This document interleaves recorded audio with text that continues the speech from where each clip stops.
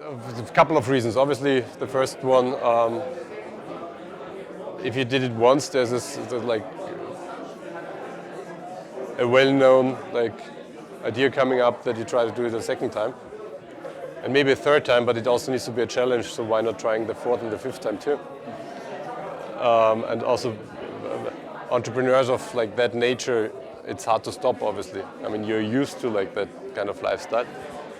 Secondly, you obviously work out that you have learned a lot and you want to make reuse of that assets you have done. So that was one of the reasons also. I'm tech excited, but still reusing and utilizing the network and the skills you have learned, again, rationally also makes sense. And then obviously by selling a company you get some money, and obviously you put something into some bank accounts, and obviously you're also asking yourself, okay, are there smarter ways with bigger leverage, and to know a lot of ideas. And one other aspect is a lot of people address you. I do have an idea, I need some support, can you help? Not only cash-wise, network and support and advice. Yeah, I mean, then there are not so too many options left. There's the island and the world trip. A lot of people do it, come back anyhow. And some of the people skip the world trip or postpone it and immediately do it. So obviously, if you sell a company, you keep on working, you see it growing, you see it being integrated, and it's fun and it's good. But you also, I'd say, there's also kind of a hole of activity that needs to be filled. So that also pushes you there. Tough in Europe, obviously, is that there are not so many exit opportunities. So by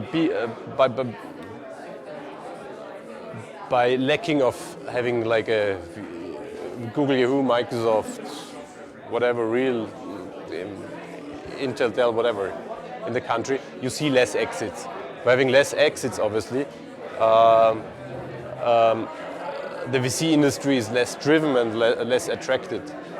And it's, of course, a chicken-egg problem, less startups, less exits, less startups. A lot of the people in Europe are quite conservative in terms of expansion, and quite conservative also in terms of marketing. And you need to get on the screen of your potential investors, you need to get on the radar screen of your potential acquirer.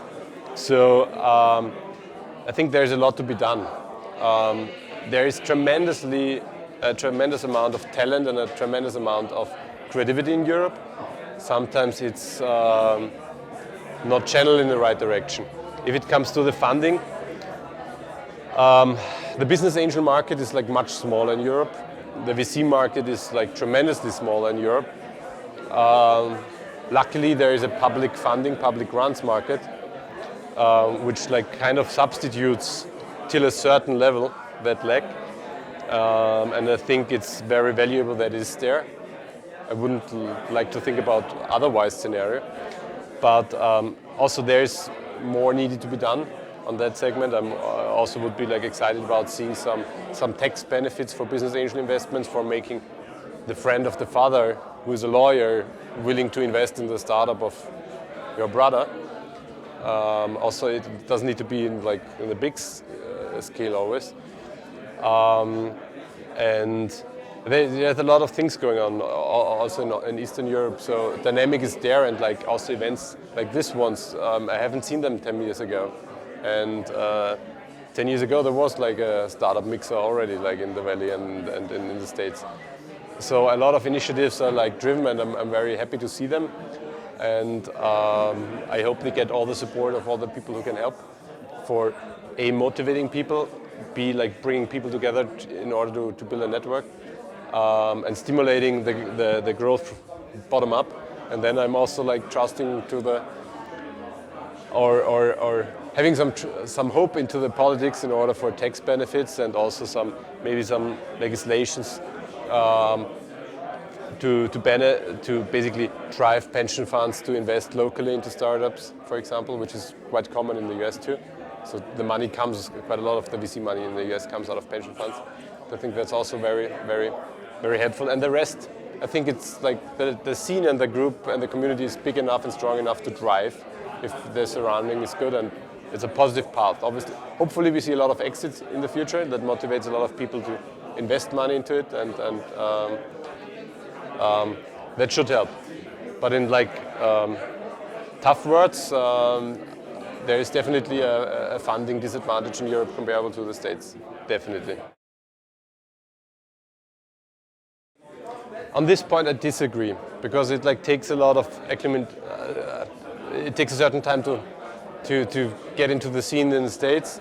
It's also not the way that all the US investors are waiting for European entrepreneurs, unless you're starting in an employee role and building up your network there. I think it also has a strong impact in the type of business you're doing.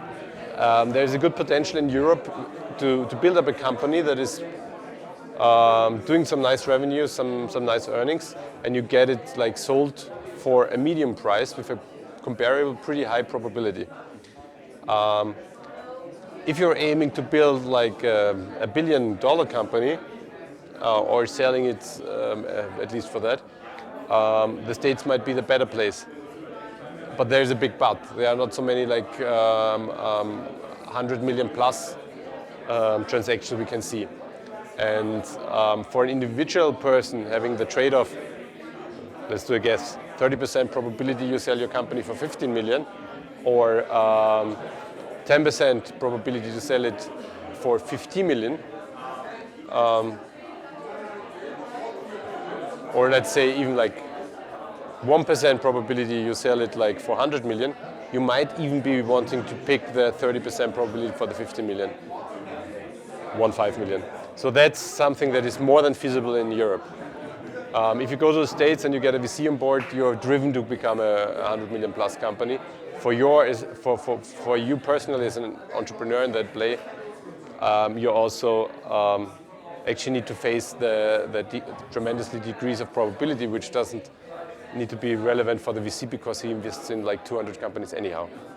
So I think there's a smart sweet spot in Europe.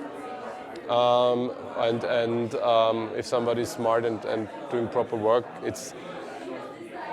that's a range. And then the question, what comes after? Obviously, you're aiming for a bigger company, and then you're more flexible, you're personal flexible, you have your network, you have your experience. Spending some time in the States is fun and helpful and good for your network, obviously.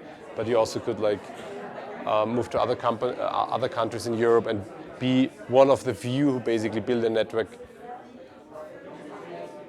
intra-European, which is also not super strong at the moment.